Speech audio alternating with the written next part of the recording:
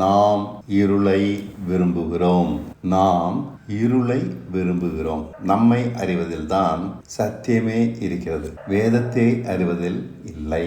நம்மை அறிந்தால் கிறிஸ்துவை அறியலாம். அவருடைய பூரணத்துக்குள் அது நம்மை கொண்டு சென்று விடுகிறோம். சத்தியம் நம்மை புது மனுஷனாக்கி மறுரூபப்படுத்த முயலுகிறது. அவரை போல நம்மையும் தேவனுக்கு பிரியமாய் மாற்றி கீழ்ப்படிய வைக்கிறது. நமக்கு போதித்து திருத்துவதே சத்தியத்தின் வேலை. தேவ சாயலில் எவனையும் சீர்பொருந்த பண்ணுவதே சத்தியம். இவ்வளவு தெளிவா இருக்கு. அதன் நோக்கம் நாம தான். நாம் பார்க்காமல் வெறும் வேதத்தை பார்த்தால் சத்தியத்தை காண முடிவதில்லை. குழப்பமே மிஞ்சுகிறது. தன்னை திருத்தாதவனுக்கு சத்தியம் வெளிப்படுவதே இல்லை. வாசலை காண முடியாமல் தடுமாற பண்ணின லோத்தின் வீட்டை போல. அந்த கதை உங்களுக்கு தெரியுமா? லோத்தின் வீட்டை போல, வாசலை காண முடியாமல் தடுமாற பண்ணின லோத்தின் வீட்டை போல வேதம் அவனை எவ்வளவு படித்தாலும் வழியை கண்டுபிடிக்க முடியாதபடி மறைத்து வைக்கிறது. நான் தான் சத்தியத்திற்கு முக்கியம். இந்த சமுதாயம் அல்ல, இருளான உலகம் அல்ல. நான் ஒருவன் திருந்தினால் போதும், முழு உலகமும் அதனால் வெளிச்சம் அடைந்துவிடும். இது சின்ன விஷயம். சத்தியத்திற்கு நான் அடங்கி திருந்த இடம் கொடுப்பதே பெரிய விஷயம். அடங்கி நடக்கும் வாழ்க்கையை மற்றவர்கள் என்னிடமிருந்து கற்றுக்கொள்வார்கள். அப்போது அது எளிது. ஒருவன் முன் சென்றால் ஆட்டு மந்தையை போல மற்றவர்கள் பின்னே தானே வருவார்கள். இப்படி சத்தியவானாக மாறியவர்களின் வாழ்க்கையை பார்க்கிற உலகம் முழுவதும் மாறி பின் செல்லும். முதல்ல நாம் முழுமையா பூர்ணமாகணும். அதுதான் முக்கியம். முழு உலகத்தையும் மாற்றணும்னு நாம ஓடக்கூடாது. மற்றவர்கள் ரட்சிக்கப்பட வேண்டும் என்ற கவலை வேண்டாம். நான் உயர்த்தப்படும் போது எல்லோரையும் இழுத்துக்கொள்வேன் என்றார் இயேசு. உயர்த்தப்படும் போது என்றால் சிலுவையில் உயர்த்தப்படும் போது. அவர் தன்னை சத்தியத்தினால் பரிசுத்தம் பண்ணினபடியால் பிதா சிலுவையில் உயர்த்தினார். உலகத்திற்கு அப்போது அவர் ஒளியானார். எங்கேயோ எப்பமோ வாழ்ந்த இயேசு கிறிஸ்து இப்போ அவரை பத்தி பேசுறோம். இதுதான் வழி, வேற வழி இல்லை. நாம பூர்ணப்படணும். அதை பார்த்து திருப்தி அடைந்த பிதா நம்மளை உயர்த்துவார். நாமும் உயர்த்தப்பட வேண்டும்.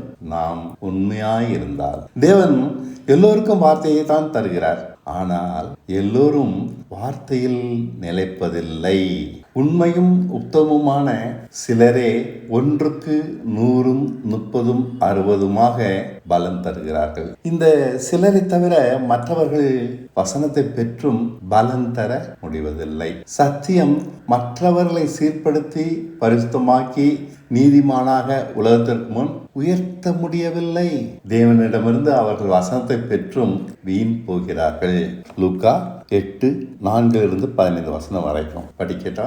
சகல பட்டணங்களிலிருந்து திரளான ஜனங்கள் அவரிடத்தில் வந்து கூடின போது அவர் உவமையாக சொன்னது, விதைக்கிறவன் ஒருவன் விதையை விதைக்க புறப்பட்டான். அவன் விதைக்கையில் சில விதை வழியருகே விழுந்து மிதியுண்டது. ஆகாயத்து பறவைகள் வந்து அதை பட்சித்து போட்டது, வழியருகே விழுந்ததுனால. சில விதை கற்பாறையின் மேல் விழுந்து அது முளைத்த பின் அதற்கு ஈரமில்லாததால் உலர்ந்து போயிற்று. சில விதை முள்ளுள்ள இடங்களில் விழுந்தது. முள் கூட வளர்ந்து அதை நெருக்கி போட்டது. விதையும் வளருது, முள்ளும் வளருது, நெருக்கி போட்டுச்சு. சில விதை நல்ல நிலத்தில் விழுந்தது. அது முளைத்து 1க்கு 100 பலன் கொடுத்தது என்றார். இவைகளை சொல்லி கேட்கிறதுக்கு காதுள்ளவன் கேட்கப்பட்டும் என்று சத்தமிட்டு கூறினார். அப்போது அவருடைய சீஷர்கள் இந்த ஓமையின் கருத்து என்ன என்று அவர்களிடத்தில் கேட்டார்கள். மற்றவங்கள போயிட்டாங்க, காதில் வாங்கிட்டு போயிட்டே இருக்காங்க. அவங்களுக்கு அதை பத்தி கவலை இல்லை. அதற்கு அவர், தேவனுடைய ராஜ்யத்தின் ரகசியங்களை அறியும்படி உங்களுக்கு அருளப்பட்டது. மற்றவர்களுக்கோ அவர்கள் கண்டும் காணாதவர்களாகவும் கேட்டும் உணராதவர்களாகவும் இருக்கத்தக்கதாக அவைகள் உவமையாக சொல்லப்பட்டிருக்கிறது. நமக்கு ரகசியத்தை ஓப்பனா சொல்றாரு. மற்றவங்களுக்கு வெறும் ஓமை தான் இருக்கு. அந்த ஓமையின் கருத்தாவது, விதை தேவனுடைய வசனம். வழியருகே விதைக்கப்பட்டவர்கள் வசனத்தை கேட்கிறவராய் இருக்கிறார்கள். அவர்கள் விசுவாசித்து ரட்சிக்கப்படாதபடிக்கு பிசாசானவன் வந்து வசனத்தை அவர்கள் இருதயத்திலிருந்து எடுத்து போடுகிறார். கற்பாறையின் மேல் விதைக்கப்பட்டவர்கள் கேட்கும்போது சந்தோஷத்தோட வசனத்தை ஏற்றுக்கொள்கிறார்கள். ஆயினும் தங்களுக்குள்ளே வேர்கொள்ளாதபடியினாலே கொஞ்ச காலம் மாத்திரம் விசுவாசித்து சோதனை காலத்தில் பின்வாங்கி போகிறார்கள். கற்பாறை முள்ளுள்ள இடங்களில் விதைக்கப்பட்டவர்கள் வசனத்தை கேட்கிறவராய் இருக்கிறார்கள். கேட்டவுடனே போய் பிரபஞ்சத்துக்குரிய கவலைகளினாலும் ஐஸ்வர்யத்தினாலும் சிற்றின்பங்களினாலும் நெருக்கப்பட்டு பலன் கொடாதிருக்கிறார்கள். எப்படிலாம் பலன் கொடாமதபடி நம்மளை சுத்திலும் இருக்குது. இருதயம் கடினம், முட்க கவலைகள். நல்ல நிலத்தில் விதைக்கப்பட்டவர்கள் வசனத்தை கேட்டு அதன் உண்மையும் நன்மையுமான, இன்னொரு இடத்துல உண்மையும் உத்தமமான இருதயத்திலே காத்து பொறுமையுடனே, பொறுமை ரொம்ப முக்கியம், பலன் கொடுக்கிறவர்களாய் இருக்கிறார்கள். காத்து, வசனத்தை காத்து. இருளை விரும்புவதால், ஒரே வார்த்தையில முடிஞ்சிருச்சு, இருளை விரும்புவதால் வசனத்தை பெற்றவர்கள் வீண் போகிறார்கள். அதான் இருதய கடினம், கவலை, வழியருகே விழுந்த நிலை. ஒரே வசனம் ஒருவரை சீர்படுத்தியது மற்றவர்களை மாற்றவில்லை. வழியருகே விழுந்த விதையாக சிலர் இருக்கின்றனர். சிலர் கற்பாறை, சிலர் முட்கள் நிறைந்த நிலம். அவங்களை சுற்றிலும் அவ்வளவு பிரச்சனைகள். இவர்கள் வசனத்தை பெற்றும் மாறாததால் தன்னை வசனம் சீர்படுத்தாது என்ற முடிவுக்கே வந்து விடுகிறார்கள். இவ்வளவுதான் இயேசுவால் முடியும் என்று நினைக்கிறார்கள். உண்மையும் உத்தமமானவன் தான் பெற்ற வசனத்திற்கு 100 பலன் கொடுக்கிறார். வாழ்க்கையை சீர்படுத்தும் வசனத்தில் நிலைத்திருப்பது எப்படி என்று இவன் உலகத்திற்கே வழிகாட்ட முடியும். நம்மிடம் உண்மையும் உத்தமமும் இல்லாத வரை 100 கனி கொடுத்தது காரணம் என்ன? உண்மையும் உத்தமமும் அவன்கிட்ட இருந்தது. தேவனும் உதவ முடியாது. இதான் அந்த கதை சொல்லித் தருது. தேவனும் உதவ முடியாது. உண்மையும் உத்தமமா இருக்கிறவனுக்கு அந்த வசனம் பலன் தரும். இதான் முக்கியம். தன்னை உணர்ந்த நல்ல நிலம் மட்டுமே வசனத்தை கேட்டு மிகுந்த பலன் கொடுக்கும். நம்மை உணராதவரை பாவ மன்னிப்பே கதி என்று கிடப்போம். உணர்ந்து விட்டால் நான் தீமையினால உண்டாயிருக்கிறேன், நான் திருத்த முடியாதவன், இருள விரும்புறவன் அப்படின்னு உணர்ந்து விட்டால் சிலுவையில் நம் மரணமே கிறிஸ்துவை போலாக்கும் என்பதை புரிந்து கொள்வோம். நம்மளை நாம புரிஞ்சுக்கிடணும். நான் இருள விரும்புகிறேன்னு புரிஞ்சுக்கிடணும். அதை எப்படி நான் விளக்கமா காண்பிக்கிறேன். தேவனிடம் நாம் எதையும் கேட்கலாம், நல் மனசாட்சி மட்டும் கேட்க முடியாது. அதை காப்பது நம் வேலை. சுத்த இருதயமும் நல் மனசாட்சியும் கிறிஸ்தவ ஜீவியத்தின் அடிப்படை. இது இல்லாட்டா கதை வேகாது. இவை நம்மிடம் இல்லாவிட்டால் போடப்படுகிற விதை பலன் தராது. நம்மளுக்கும் உண்மையா இருக்கிறவனுக்கும் உத்தமமா இருக்கிறவனுக்கும் வாழ்க்கையில பிரச்சனைகள் இருக்கு, சூழ்நிலைகள் இருக்கு, தேவைகள் இருக்கு, நெருக்கப்படுறான். ஆனா அதை மீறி அவன் பலன் தர்றான். சுத்திலும் முட்கள் இருந்தாலும் அதை மீறி பலன் தரான். தேவனும் நம்மிடம் உண்மை உத்தமம் இல்லாவிட்டால் திரும்பி கூட பார்க்க மாட்டான். இதை காக்க விசுவாசமும் உத்தமமும் வேண்டும். நல் மனசாட்சி, சுத்த இருதயம் மிகவும் அபூர்வம் தெரியுமா? அதான் உத்தமமும் சுத்த இருதயமும். பலவித சிந்தைகளாலும் அலட்சியத்தினாலும் எளிதாக இதை இழந்து போகிறோம். சுத்த இருதயமும் நல் மனசாட்சியும் உடைய மனுஷனை பார்ப்பது மிக கடினம். உண்மையை சொல்வதானால் இதை இழந்து போகிறவர்கள் தேவ அழைப்பையே இழந்து போகிறார். பலம் தர முடியாம போறோம்னு சொல்லிட்டு உட்கார்ந்துருக்கோம். வசனத்தை வாங்கிட்டு பலம் தரல, ஆனா தேவனுடைய அழைப்பையே இழந்து போறோம். காரணம் நம்மள நல் மனசாட்சி இல்லை, சுத்த இருதயம் இல்லை. அதான் உண்மை இல்லை, உத்தமம் இல்லை. கிறிஸ்துவின் சாயல் இலவசமானாலும் அதை அடையாமல் போவதற்கு இதுதான் முதல் காரணம். இவை இல்லாவிட்டால் தேவனோடு பழக முடியாது. நல் மனசாட்சி இல்லாட்டினா அவர் நடத்த முடியாது. கைவிட வேண்டியதுதான். இருளாய்த்தான் வாழ்க்கை இருக்கும். இவைகளை காத்தால் போதும். நாம் தான் அப்போஸ்தலர்கள். உலகத்திற்கே வெளிச்சமாயிருப்போம். வசனம் இருக்கிறது, தேவனும் இருக்கிறார், பரிசுத்தாவியும் இருக்கிறது. ஆனால் நமக்கு வழி தெரியவில்லை. உண்மையும் உத்தமமாக இருக்க முடியவில்லை. வழிகாட்ட ஒருவர் இருந்தால் எல்லோரும் வசனத்தில் நிலைத்திருந்து பலம் தர முடியும் மிகுதியாக. முட்கள் போன்ற கவலை நிறைந்த வாழ்க்கையோ கடின இருதயமோ தடையாக இருக்காது. காத்திருக்கும் ஆக்கினையை அறிந்தால் வழியருகே விழுந்த விதை போல யாரும் உணராமல் அலட்சியமாக இருக்க மாட்டார்கள். அலட்சியமா இருக்கனால்தான் பிசாசு வந்து களவாடிட்டு போயிடுறான். நிறைய வசனத்தை கேட்கிறோம், எதுலையும் பலன் இல்லை. நம்மிடம் உண்மையும் உத்தமமும் எந்த அளவு இருக்கிறதோ அந்த அளவு பலன் கிடைக்கிறது. முழு உண்மையும் உத்தமத்திற்கு முழு பலன். 100 கவனிங்க, 100 என்னன்னா எக்ஸாக்டா இயேசு கிறிஸ்து போல, பவுல், பேதுரு, யோவான் போல எக்ஸாக்டா இன்னைக்கு அவங்களுக்கு அன்னைக்கு செஞ்சது இதே வசனம், இதே கிருபை, இதே இயேசு கிறிஸ்துவின் ரத்தம், இதே பரிசுத்தாவி, நாம கையாளுகிற இதே வார்த்தைகள் தான் அவங்களுக்கும் கொடுக்கப்பட்டது. 100 எத்தனையோ பலன் கொடுத்துட்டாங்க. மனுஷனை எந்த அளவு புதுப்பிக்க முடியும் என்பதற்கு தன்னை புரிந்து கொண்டவன் சரியான உதாரணம். தன்னை தான் தீமையினால் உண்டானவன், இருளை விரும்புகிறவன். உண்மையாக இருப்பதில், உத்தமமாக இருப்பதில் நிலையில்லாதவர்களிடம் பலன் குறைவுபடுகிறது. அதற்காகத்தாற்போல் அவர்கள் 60, 30 பலன் தருகிறார்கள். வசனத்தின் மேல் ஓரளவு விசுவாசம் உண்டாகி பலனை அனுபவிக்கிறார்கள். மறுரூபம் ஆவதற்கு பதில் நோய் சோகமா இருக்கலாம், பிரச்சனை நீங்கி இருக்கலாம். சத்திய வசனம் நம் எல்லோரையும் புதுப்பிக்க வல்லதாயினும் முழுமையாக மறுரூபமாவதை நாம் அடையவில்லை. இதுதான் நம்முடைய நிலைமை. வருடங்கள் பல ஆயிற்று. நம்மிடம் இருக்கிற கவனக்குறைவுகள், கடின இருதயம், கவலை போன்ற குறைகள் மட்டும் தடையாக இல்லை. உண்மை உத்தமத்திலேயே குறை. தாறுமாறான மனுஷனிடம் இவை இருப்பது இயல்புதானே. அதனால் தேவன் தரும் தேவ சாயலை அநேகர் அடைய முடியவில்லை. அடைகிற சிலரே அடையாதவர்களுக்கு வழிகாட்டியாக இருக்கும்படி சாட்சியாக இருக்கிறார்கள். அது என்ன உண்மை உத்தமம்? வசனத்தை நம்புவதில் உண்மை.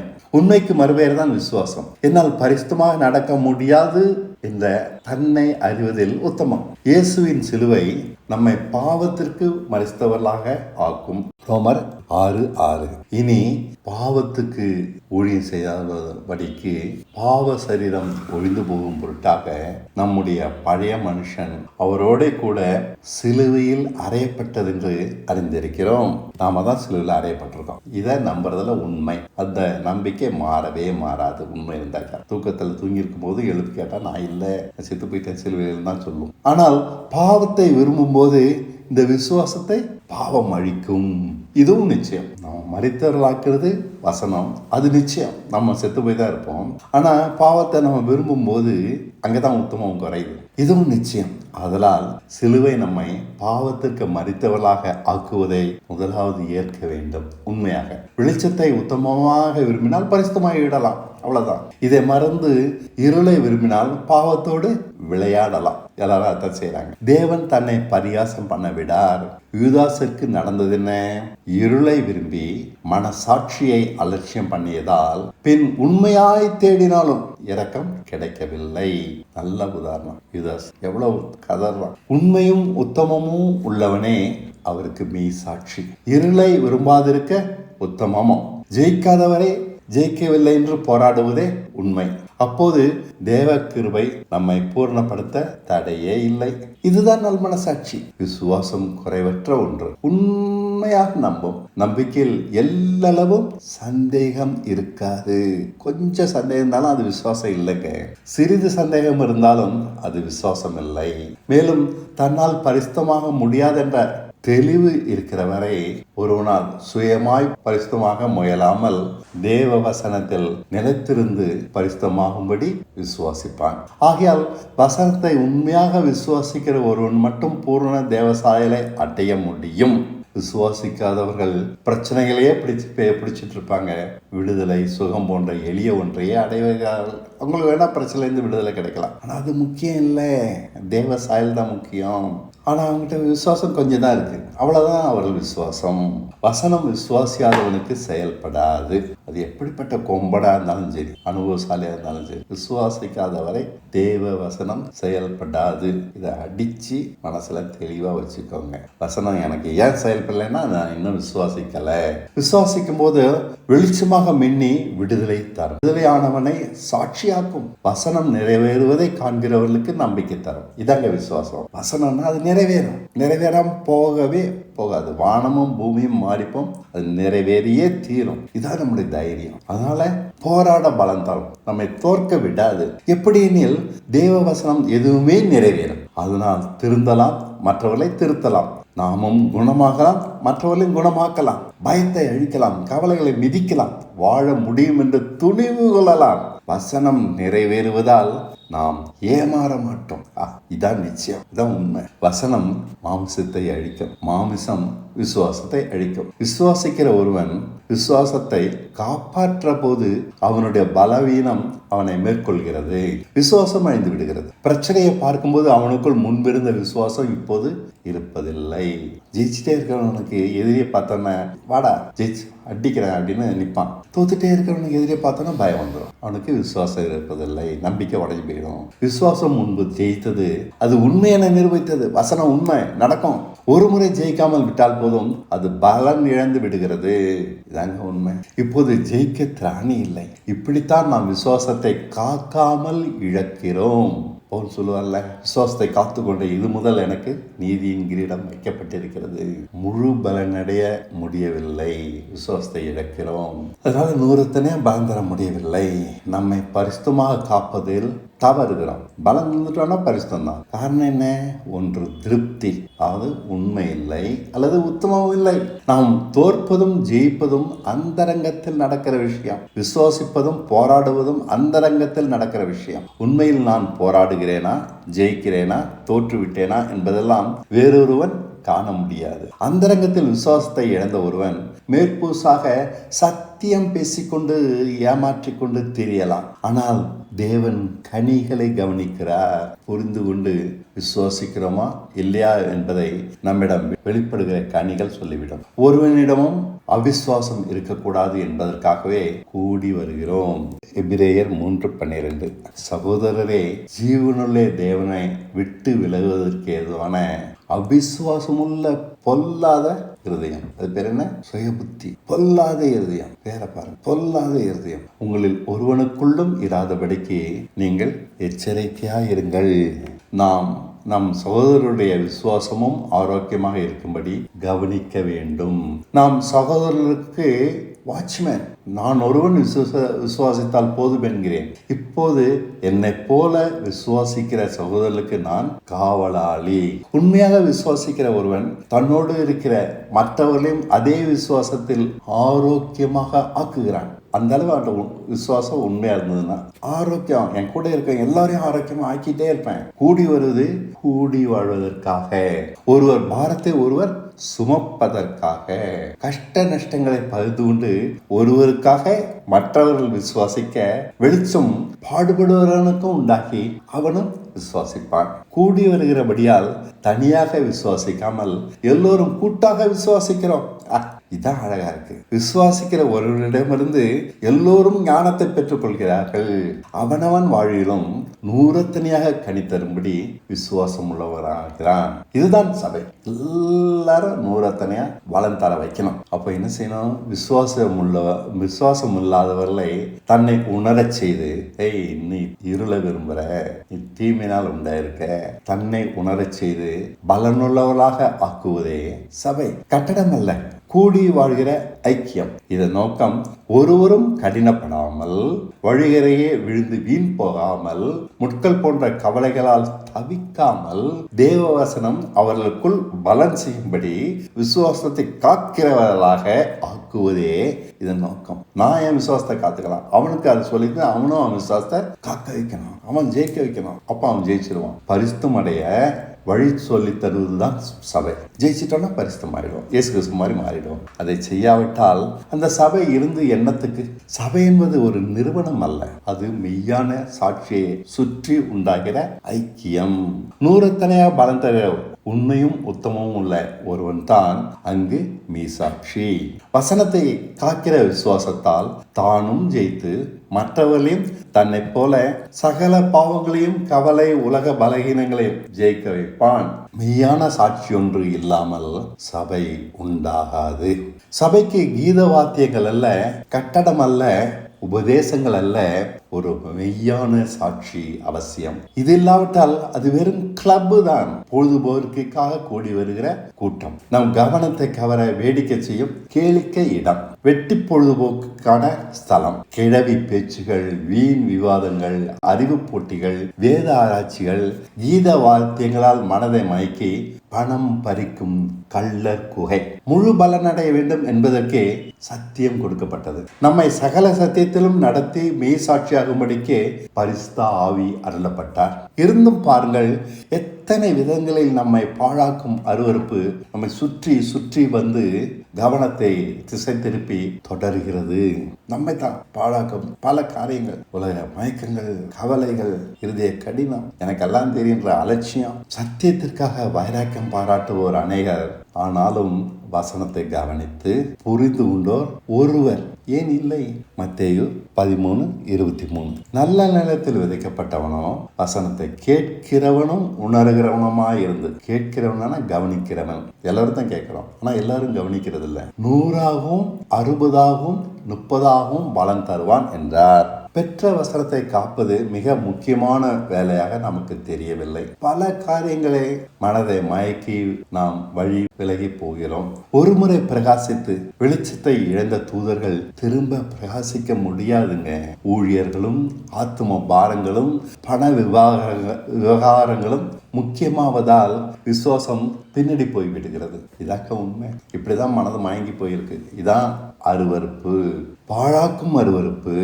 ஊழியம், ஆத்தும பாரம், பாழாக்கும் அருவருப்பு, சபை காரியங்களை கொடுத்து பண விவகாரத்துல தலையில தூக்கி போட்டுக்கிட்டு தள்ளாடுறோம். இதனால தாங்க கனி இல்லாம இன்னைக்கும் இருக்கோம். வருடக்கணக்கா செத்து போய் இருள்ல தான் உண்மையையும் உத்தமத்தையும் இழந்த பின் விசுவாசத்தை காக்காமல் தோற்று போனதே நமக்கு தெரியாது. வெளிச்சம் குன்றி இருளானதாய் அறியாமல் இருப்போம். தோல்வி அந்தரங்கமான ஒன்று. கவனிங்க, தோல்வி வெளியரங்கமானது அல்ல. பலவீனங்கள் ஒரு முறை மேற்கொண்ட பின் அது நிரந்தரமாக நமக்கு ஆகிவிடுகிறது. அது நம்மை ஆளுகை செய்து விசுவாசத்தை ஒழித்திட வசனத்தின் மேல் முன்பிருந்த உறுதியும் நிச்சயமும் தைரியமும் காணாமல் போய்விடுகிறது. ஆகையால் ஊழியம் செய்வதை காட்டிலும் அந்தரங்கத்தில் ஜீவியம் முக்கியம். அதாங்க கவனிக்கிறோம். நம்மில் ஜெயமுள்ள ஜீவியம் இல்லாவிட்டால் கவனிங்க, அது தற்கொலை செய்வதற்கு சமம். திரும்ப சொல்லவா? ஜெயமுள்ள ஜீவியம் இல்லாவிட்டால் நம்ம தற்கொலை செய்வதற்கு சமம். உண்மை. நம் ஊழியமும் வீண். ஜெயமுள்ள ஜீவியம் இல்லாவிட்டால் நாம் விசுவாசிப்பதும் வீண். நம்மால் ஜெய ஜீவியத்தை நடத்த முடியாவிட்டால் அந்த ஊழியம் என்னத்துக்கு? கடமைக்கா? வசனத்தை புரிந்து கொண்டவன் மறுரூபப்படுவான்.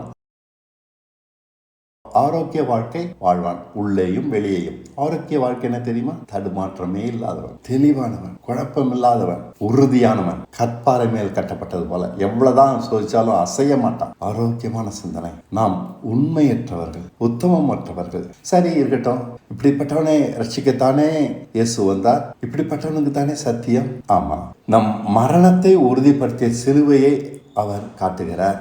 நீனே செத்து போயிட்டான் போடா, நீ இருக்கிற வரைக்கும் உன்ட்ட உண்மை இருக்காது, உத்தமம் இருக்காது. இனி இந்த குறைகள்லாம் நான் பேசிட்டு இருக்க கூடாது. ஏன்டா இன்னும் நான் பழகினேன் அப்படிலாம் பேசிட்டு இருக்க கூடாது. அத்தனை ஒழிஞ்சதே.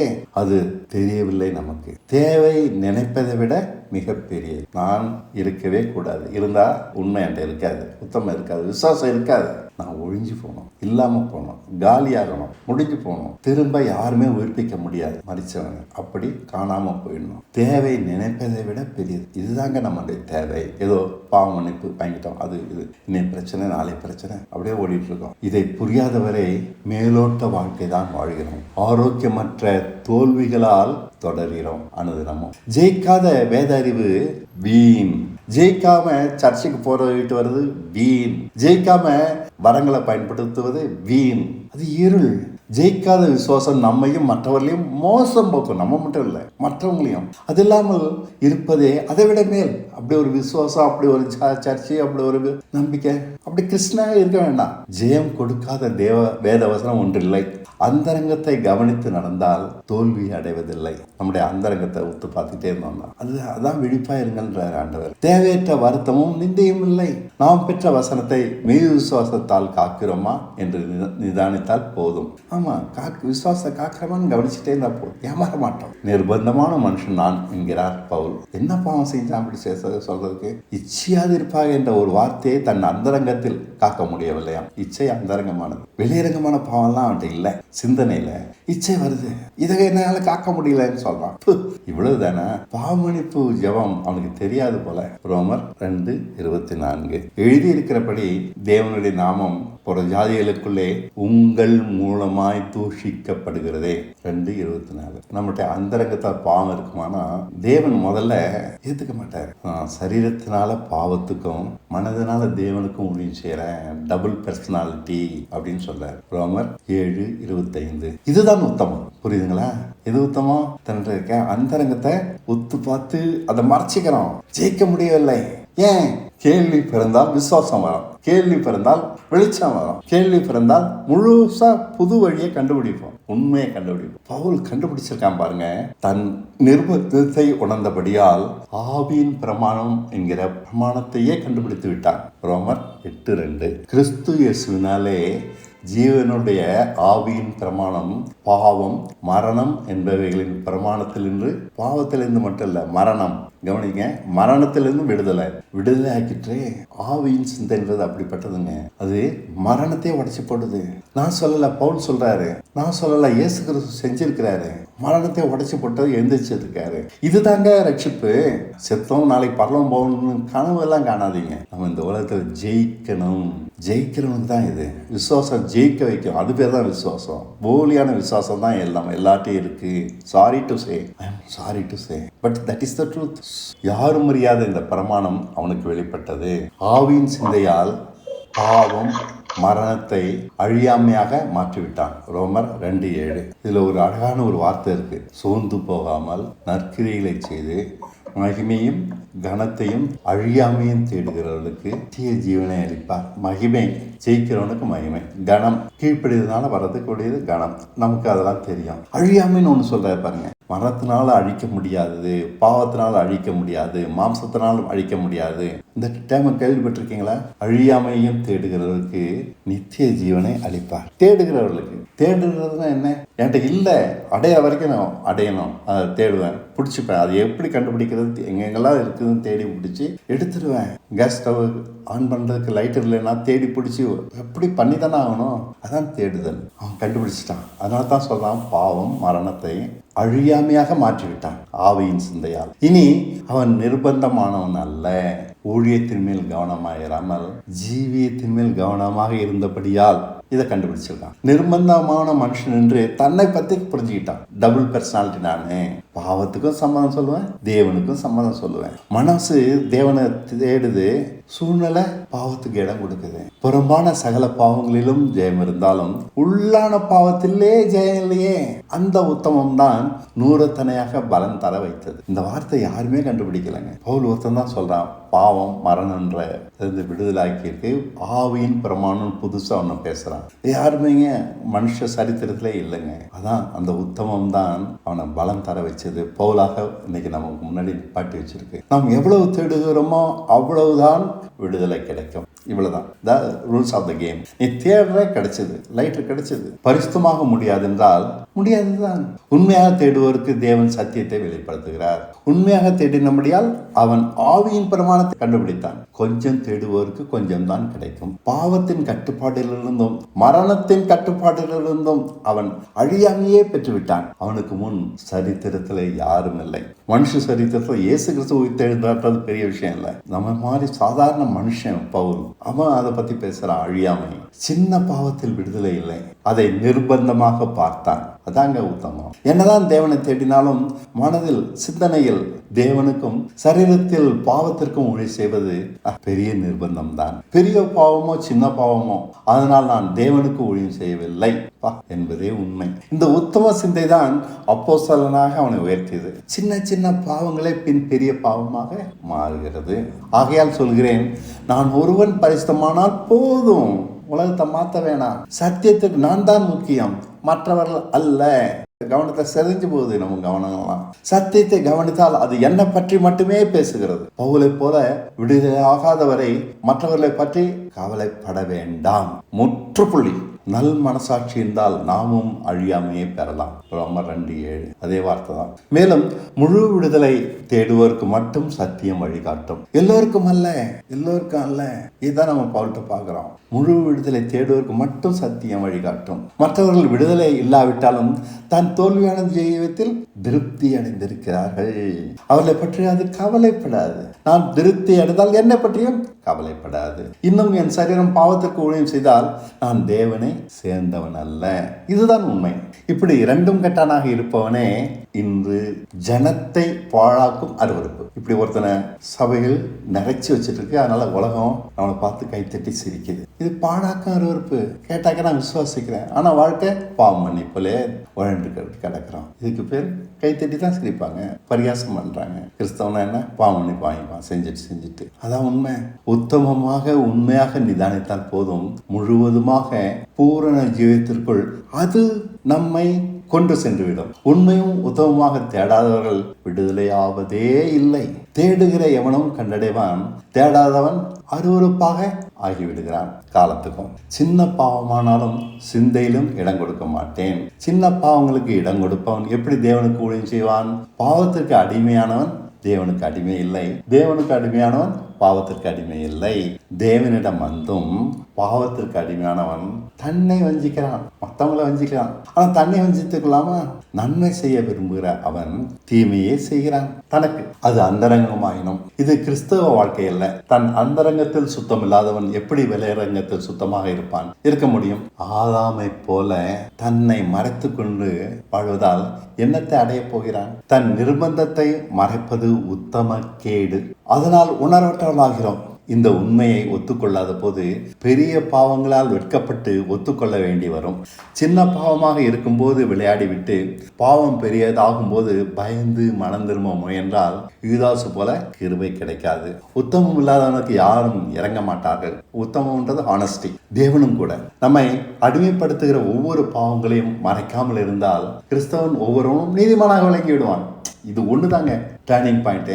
மறைச்சிக்கிறோம், நீதிமான் மாதிரி கோட்டு போட்டுக்கிறோம். ஒரு நீதிமான்ற கோட்டு உள்ள அவ்வளோ அருவருப்பு. அப்போது உலகம் அக்கினியாய் அவனால் பற்றி எரியும் இல்லையா? அவன் நீதிமானா மாறிட்டான்னா நம்மிடம் உத்தமம் இல்லாதபடியால் இருளில் கிடைக்கிறோம். ஆமா, எக்ஸாக்ட்லி சரியான வார்த்தை. ஏன்ட்ட ஏன் இன்னும் வெளிச்சம் வரல? உத்தமம் இல்லாதபடியால், ஆனஸ்டி இல்லாதபடியால், பாவத்தை ஒத்துக்கிறதுனால மன்னிப்பு வாங்கிட்டு உட்கார்ந்துட்டு இருக்கோம். சிலதுக்கு மன்னிப்பு கூட வாங்குறது இல்லை. நான் என்னுடைய திறமை பார் அப்படின்னு சொல்றது போல, நான் இப்படிலாம் பாவம் செய்வேன் பார், இப்படிலாம் கோவப்பட்டேன்னா எப்படி இருக்கும், மற்றவங்களாம் நடுங்குவான். அது பெருமை. பாவம் மரணம் நம்மை பற்றி பிடித்து இழுக்கிறது. இது என்ன செய்யுது?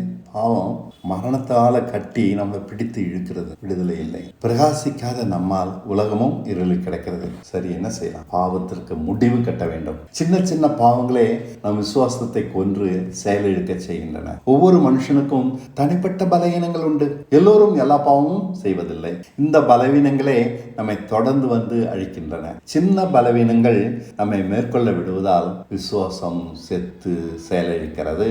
மற்றவர்களை போல பெரிய பாவம் செய்யவில்லை என்ற தைரியம். மற்றவங்க தாண்டா இப்படி எல்லாம் செய்யலாம், அவன் அப்படி செய்யலாம் இப்படி செய்யலாம், நான் அப்படி இல்லை. நம்மிடமுள்ள பலவீனங்களால் அதனால பெருசா ஒன்றும் நடக்கல. நம்ம வாழ்க்கை ஈஸியா போயிட்டு இருக்கு. அது யாரையும் பாதிக்கவில்லை என்ற இருமாப்பு, அல்லது அது மிக அந்தரமாக இருப்பதால் யாரும் காணவில்லை என்ற துணிச்சல். பலவீனம் என்று சொல்வதால் தேவனை இரக்கம் பாராட்டி கண்டுகொள்வதில்லை என்ற தவறான கண்ணோட்டம். தேவனோடு நடக்கிற நம்மிடமுள்ள இந்த பலவீனமான பாவங்களை தேவன் கவனிப்பதில்லை என்ற குருட்டாட்டம். இவை அத்தனையும் யூதாசின் சிந்தனை. இப்படிப்பட்ட தைரியத்தால் தான் அவன் கெட்டழிந்தான். அவனிடம் உள்ள விசுவாசமும் வீணாயிற்று. ஆரம்பத்தில் சின்ன பாவமாக தான் இந்த பொருளாசை அவனை எங்கே கொண்டு நிப்பாட்டி வச்சு துணிந்து காட்டி கொடுத்தான். தன் செய்கையை குறித்து அவன் பயப்படவே இல்லை. மறைச்சு தானே வச்சிட்டு இருக்கேன், நாம் தேவனை வஞ்சிக்கலாமா? ரொட்டி துணிக்கையை அவரே துவைத்து அவனிடம் கொடுத்து, நீ செய்ய நினைத்ததை சீக்கிரமா போய் செய் என்கிறார். இது கண்டிப்பா அனுமதியா? புரியல. இனி என்ன அனுமதி கொடுத்து விட்டார்?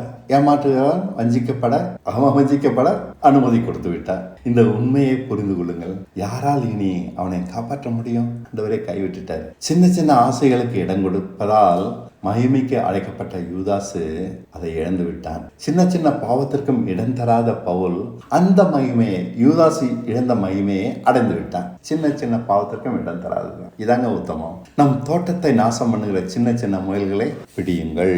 உன்னத பாட்டு 2:15. திராட்சை தோட்டங்களை கெடுக்கிற குழிநரிகளையும் சிறுநரிகளையும் நமக்கு பிடியுங்கள். நம்முடைய திராட்சை தோட்டங்கள் பூவும் பிஞ்சுமாக இருக்கிறதே. விசுவாசத்தில் உண்மையும் உத்தமும் உள்ளவனையே சத்தியம் சுத்தம் பண்ணி பூர்ணப்படுத்துகிறது. இயேசு எல்லோருக்காகவும் மரித்தாலும் உண்மையும் உத்தமமான சிலரே அழியாமையை அடைகிறார்கள்.